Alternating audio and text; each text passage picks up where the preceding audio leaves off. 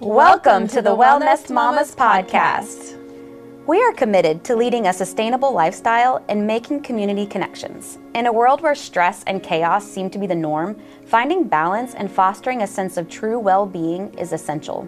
Whether you are just beginning your holistic wellness journey or are already deeply dedicated to the practice, this podcast is for you. Join the Wellnest Mamas as we uncover the secrets to holistic wellness and discover the power of building a healthy community that supports and uplifts one another. Sit back, relax, and get ready to embark on a transformative journey to leading a sustainably healthy lifestyle. We're glad you're here. Anyway, hi everybody. We are back in the studio today. I am Wellness Steph. I'm Caitlin. And I'm Christin. Hey, Christin. Hey. So I'm so excited to dive in because I find everything that you do so fascinating. But I want you to kind of take us in. Who are you? Okay. Who are you? What do you do? Yeah, I mean, I'm a lot of many things. I've just always been a really creative and ambitious person. I've always had multiple things going on. So I feel like I was kind of like born to be an entrepreneur and work for myself so that I can do all the things that I want to do. But I have been a craniosacral practitioner and a massage therapist for 8 years in Rogers, and it's kind of funny, actually, my first office was actually just around the corner from here. Oh, cool. Yeah, I was working for an acupuncturist while I was in massage school, so that was really fun. I learned a lot from her. And craniosacral introduced me to the nervous system as far as like the structural unit and then the implications that bodywork has to affect the nervous system, so to speak. And then here recently, I got a certification in what's called Neurosomatic Intelligence. It's basically a combination of somatics and applied neurology, which is really cool. Yeah. That is so cool. And how That's a mouthful. Yeah. How did you transition naturally just from massage therapy into finding that, or was there something like in your education or in life that just kind of to get to applied neurology? I guess it was just because craniosacral, the more, I guess, advanced versions of it, they become a somatic therapy. It's called somato-emotional release therapy. So I would have clients get on the table, they would have these amazing releases, and people don't always have a release like their first time. I would say it takes like 3 to 4 times for a body to feel comfortable with me, because, you know, I am a stranger. Some people come in and they like, I really want this because they saw it on Instagram and they think that a somatic release is this big catharsis. But it's not always that. Sometimes it's you leave the table and you go home and you're crying for 6 days and you haven't cried for 6 years. And I've had many times where, you know, a client that I saw a couple weeks ago stops me at Aiken's because, you know, that's where I shop. or sometimes at you guys' shop. Every time I go there, there's like 3 or 4 people that are like, I know you. So that's fun. But every now and then a client will just be like, hey, oh my gosh, I haven't been able to stop crying. I don't know what to do. So I felt like there was something missing, I guess, as far as like the off-the-table relationship that I could develop with clients and the tools that clients could have to actually help with integration and regulation, because they would come in and they would have their unwinding, have their somatic release, and then they would not really know what to do. And I would do my best to coach them, but they would still feel so lost. And then I would also say too, like the whole thing about trauma, the whole thing about chronic mental health issues is from my own story too. I was seeking to help myself and then would find these things and basically just want to bring that good news to other people. So it's amazing. Yeah. I tell you what, you helped me recently. We had a discussion. I was like, you're talking about eyes and how important the eyes were. And I was like, hey, I haven't been wearing my glasses. And I finally got new glasses. Yay. And you were telling me how important it is for your vision and like with your neurology, you know, like it's connected straight to the brain. And I definitely notice I'm like much more relaxed. You know, it's like my eyes were overstraining. Yeah. And that just makes you tired. By the end of the day, it's Absolutely. all, you know, so thanks. Yeah. Your visual system is at the wear your glasses. Wear your glasses if you have them. But your visual system is at the top of your hierarchy of your threat response. So if you can see something from far away, you have a greater chance of surviving because you have more time to respond to it. Seeing a bear in the distance versus feeling a bear touching you are 2 very different reactions, right? And I like to use the example of like when you're sweeping and you see a little fuzzy on the ground and you have this reaction reaction that it's a spider. Yeah. And then you're like, haha, it definitely wasn't. But that reaction is so fast because your visual system acts that fast. Wow. Yeah. But then there's also the relationship it has with the vestibular system, which is your balancing system. So your inner ear and your eyes work together because your eyes help you see where the horizon is, but your inner ear senses that you're upright. And if there's something wrong with the vestibular system or the visual system, you will have like chronic anxiety because your brain and body, because you also have something that's called sensory mismatch. And this is common with like motion sickness, where your eyes are locked on something, but your vestibular system is sensing that you're moving around and your body wants you out of that situation. So it, virtually poisons you so that you get out of that situation. Wow. That's fascinating. Why I can't read in the car. Yes. Yeah. Okay, good to know. Yeah, so what I love about neurosomatic intelligence is I feel like it has something for everyone. It has a lot of compassion for those who struggle with something like interoception, because a lot of people are told, meditate, breathe, all these things, and then slowing down actually causes a threat for that person. And so that type of person, you would work with them much differently as opposed to someone who has like a high interoception and that becomes a source of anxiety. And I'm actually that type of person. So I do have to slow down, but I have to do more proprioception, where I'm actually focusing on body mapping, and I might give myself some foot stimulation in order to give my brain access to creating a clearer body map. Yeah. So when somebody comes to work with you, is it like layers? Like how Totally. What is your philosophy? Like if somebody comes in and they're like, okay, I don't know, I heard you can help me. Like, what are you going to offer? Gosh, I mean, I guess it would just depend on the person, the immediacy of their concern, how much it's impacting their life, how upregulated or downregulated they are. Because if they're really upregulated, they're probably going to need some touch to kind of get brought down. And then we would do some neurosomatic intelligence. But I feel like all of the modalities have their place. Like, they're not going to go wrong if they're like, I just want to not think about anything today, because the applied neurology is a little astringent because it is neuroscience. So you're coming in and I'm doing my best to distill neuroscience information to you without overloading you. And that's something I have to constantly be aware of as well. So it just really depends on if I can see or hear someone, if I can tell how much distress they are in, then I might guide them one way or the other. So you're really looking at the person and the individual. Yeah. That it's highly individualized. Like with neurosomatic intelligence, we have a philosophy that N equals 1. So one nervous system is one nervous system. What works for me isn't going to work for you or for you. It's all going to be unique. Fingerprints. Yes, absolutely. I really liked the part you said about how meditation can sometimes be very difficult for people, and then you feel like you're doing something wrong. Yes. And then it's like it's a spiraling of like, oh my gosh, I can't even meditate. Yes, a lot of people have that. And they've actually done studies, and of course one of our PTSD groups of people is like veterans, so they do a lot of studies on veterans to help support studies with PTSD. But they have actually studied them with meditation specifically, and upwards of like 80% of them had a negative reaction to meditation because of their nature of their PTSD. Wow. Wow. So I really like NSI because it is neuroscience-based. It's not pop culture-based. It's not sales-based. It's, it's not, we're not trying to just sell you something. We're actually trying to give you a tool or a toolbox that's going to help you for life. So if you've spent, 6 months with me, and this is probably a good thing to mention to your audience as well, is that when you're working with your nervous system and you're trying to repattern it, and I want to also mention that a lot of times you'll see people talk about rewiring your nervous system, and it comes with this huge promise. And then people go, okay, I'm going to learn. And they're only talking about cognitive stuff or the vagus nerve, which the vagus nerve is very important, but there's like a lot of other stuff going on in your nervous system. So I like that this is more holistic. But whenever you're starting to work with me and you want to repattern your nervous system, you should expect to probably do about 6 months of work before you start to see like really big changes. There's going to be a period of time, even whenever I was learning it and studying it, I was kind of like, well, I'm doing these funny little things and these little drills, and I don't, I can't really tell, but I believed in the work because I had followed my teachers for a really long time.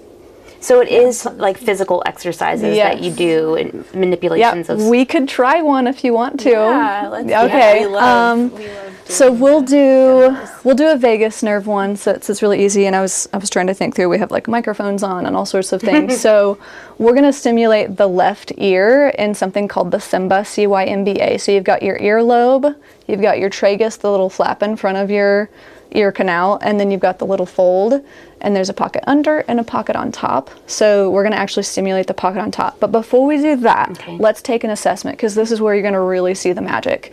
Are either one of you hypermobile?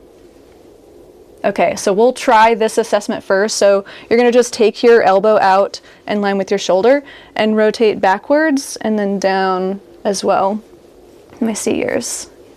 Make sure you look at yours and know what your assessment looks like. I feel like there's some room for improvement with yours, so we'll go ahead and keep that assessment. So the main thing is we want to know what our baseline is. We're going to look at our wrist, rotate it back, rotate down, see if we have any room for improvement. And then we're going to go ahead and take our finger into that cymba, it's that little pocket above the fold of your ear, and you're going to press hard enough that as you take nice circles here, you're going to feel your ear and your fascia move with your finger. And you might even feel a little bit of a tingling sensation if you have strong interoception and you can feel the sensations of your body. And let's go ahead and switch directions with your circle. You may feel a cascade of sensations washing over your chest. It's just down regulating your vagus nerve.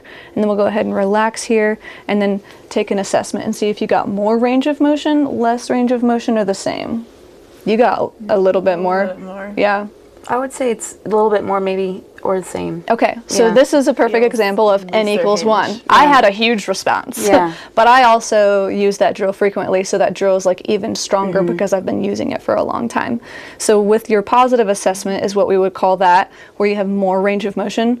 We know that that's actually a positive for your nervous system.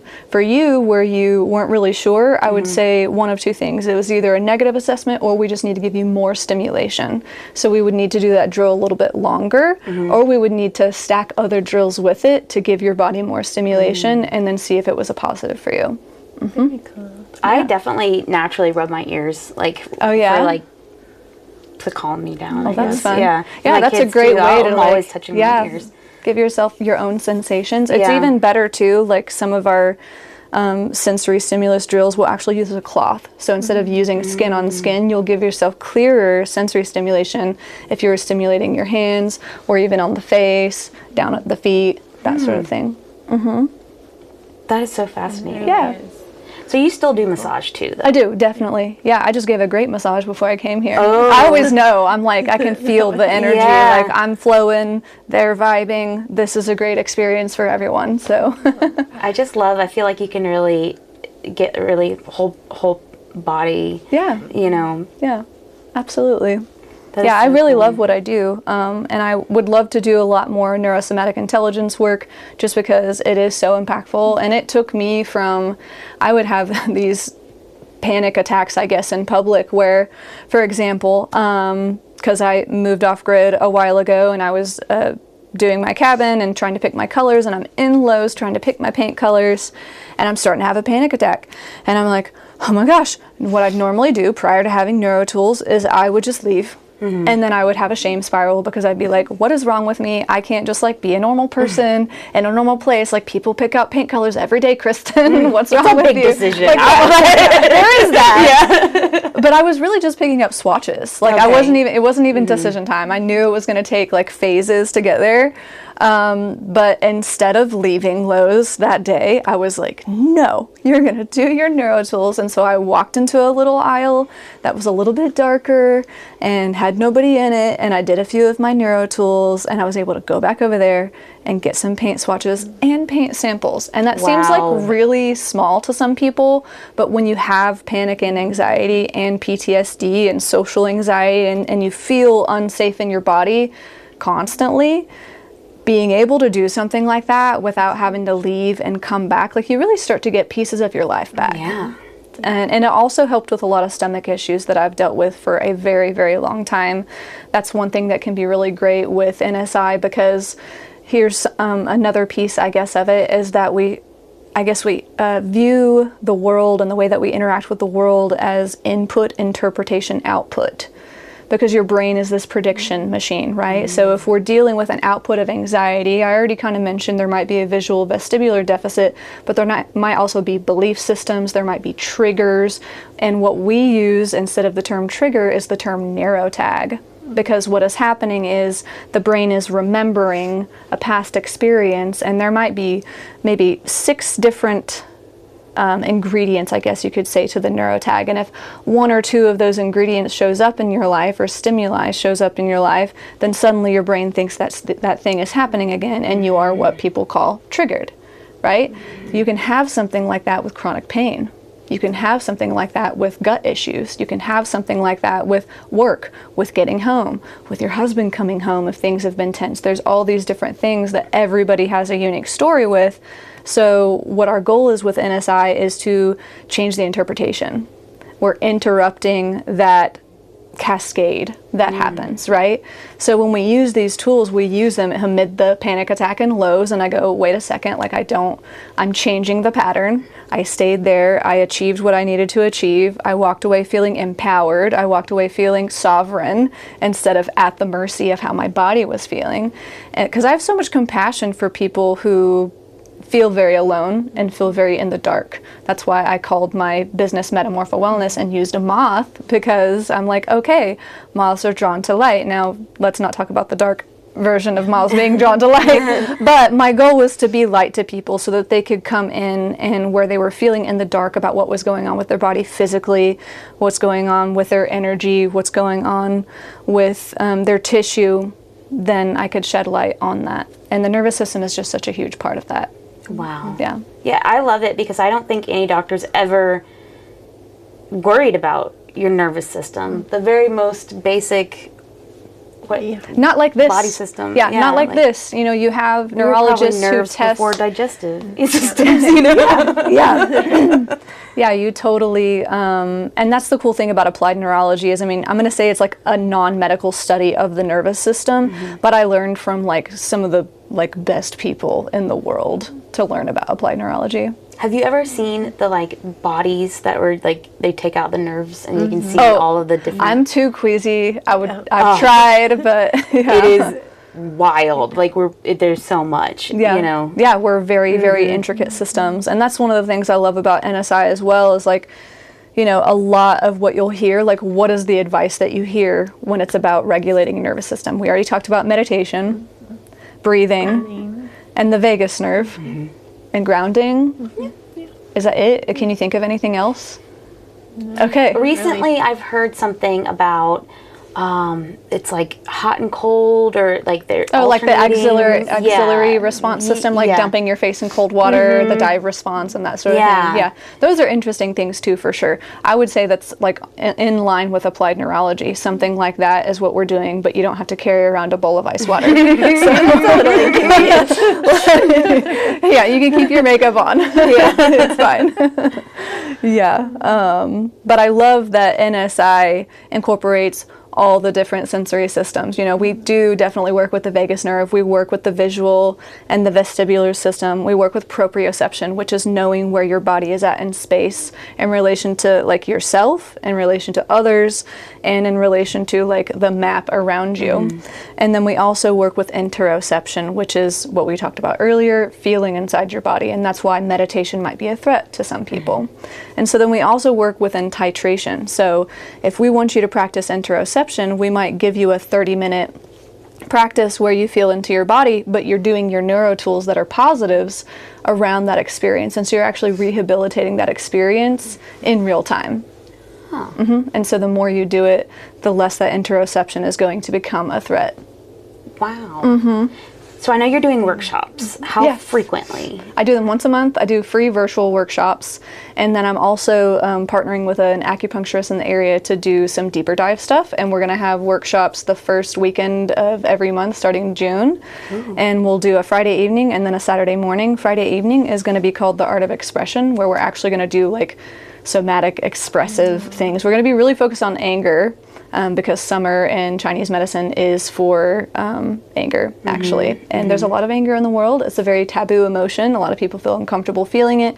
they usually feel blocked by shame or confusion, self-gaslighting, those types of things, or what they feel like they should be doing versus really being with themselves. So we're hoping to bring people into those experiences in minimal doses and then actually have a deep dive retreat in August to go over anger. Yeah. Cool. Yeah, that would be a fun retreat. There might be some punching involved. And I was like, I have a kick shield, I have Thai pads, and I've done kickboxing. I can teach people how to throw a punch or a kick. Like, let's go. That's amazing. Okay, so we'll definitely put all the information for that in the show notes. That way people can come and meet in person. Yeah, and the workshops with Meredith Nile are all donation-based. So those Friday, Saturday, they're all donation-based workshops. The virtual workshop that I do once a month is free. And then, I don't know what the retreat's going to be yet, but to be determined. It'll be awesome. It'll be affordable, as ideal as possible. How cool. Yeah. And then where can people find you? Where's your best place to contact you? I post the most on my personal social media, which is the Reclamation Guide, with just a period in between the words. And then my business is Metamorpha Wellness. I have metamorphawellness.com. And you won't find me if you're just walking around downtown Rogers because I don't have a storefront, but I'm up above Woof and Wonder. Okay. So.